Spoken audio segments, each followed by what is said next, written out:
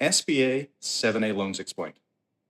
In the next 5 minutes, you'll know exactly what this SBA 7A loan is, why it exists, and whether it might be the right tool for your business. I'm going to give you both sides, not the version the lender or the broker gives you when they have a stake in the game. And I'm going to give you both sides. So not just the version a lender or a broker might give you, somebody who has a stake in the game. So I was a strategy consultant. I made the decision to walk away from a $3 million deal and bet on myself instead. That first business became Drip. And to fund it, I went through the SBA 7A loan process. I applied, was approved, and closed the loan. But I also lived through everything that happens after closing.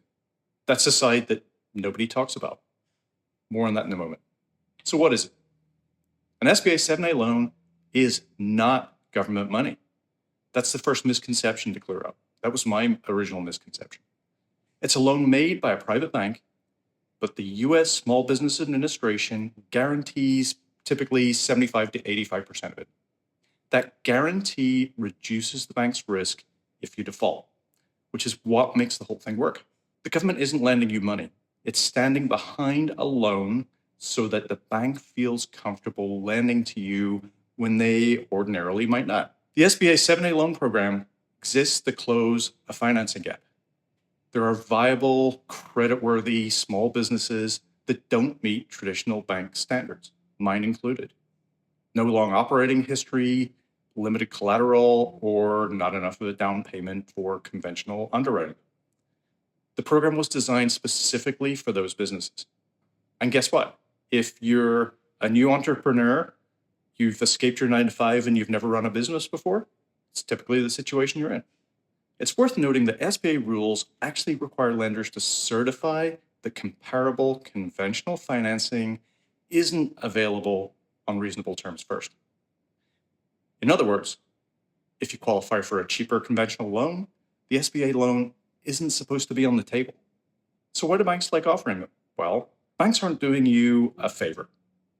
They like these loans because the government guarantee limits their downside. It lets them lend to borrowers who wouldn't otherwise qualify. And this part surprises most people. These loans can be sold on the secondary market at a premium. Understanding that dynamic matters because it means the bank's incentives and your incentives aren't necessarily perfectly aligned. So who's it right for? If you're buying a business or opening one for the first time, don't have a large down payment, you lack substantial collateral, or don't have years of operating history, this program was built for you. The longer amortization periods also mean lower monthly payments, which matters enormously when you're in the opening stages and you're trying to build cash flow. When I was building out Drip, private saunas, cold plunges, thermally modified wood imported from Finland, managing cash flow in year one was everything. Runway buys you time to get it right. So who is this type of loan wrong for? Well, if you need speed, this isn't for you. If you hate paperwork, brace yourself. And if you already qualify for conventional financing at a competitive rate, run those numbers carefully. SBA loans carry fees that can make them more expensive than conventional alternatives over the life of the loan. So why does this feel like federal bureaucracy, even though you're working with a private bank? Well, here's what nobody prepares you for. Even though you're sitting across from a private lender, the file has to withstand federal compliance review. The bank must underwrite the detailed SBA eligibility and documentation requirements in order to preserve that government guarantee. So the process feels slow, invasive sometimes, and certainly bureaucratic, because in a meaningful sense, it is. You're effectively dealing with two layers of scrutiny simultaneously, and it certainly feels like it. And then there's what happens after closing. This is the part lenders gloss over or just don't understand.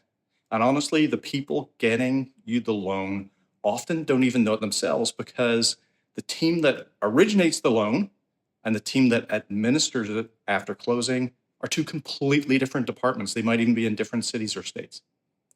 So here's a concrete example. Paying vendors isn't as simple as writing a check from your business account.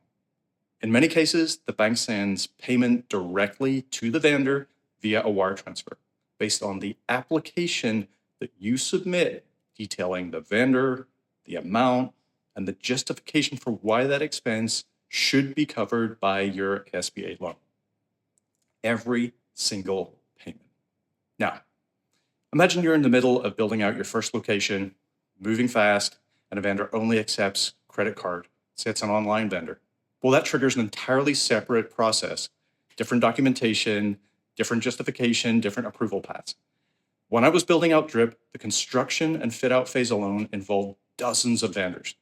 Understanding this process before closing would have saved me time, significant time, and certainly frustration. So the bottom line, the SBA 7A loan is a genuinely powerful tool for the right person at the right stage. If you're leaving a corporate career and funding your first brick and mortar without deep pockets or a long track record, it may be the only door that's open to you, frankly. And that's okay. I've been there. Just go in with your eyes wide open about the process, the costs, the obligations. It's fine. It works. If you want the full picture, every stage of going from corporate employee to brick and mortar business owner, I've put together a complete roadmap. The link is in the description. It's called the Brick and Mortar Roadmap, and it's the resource I wish I had.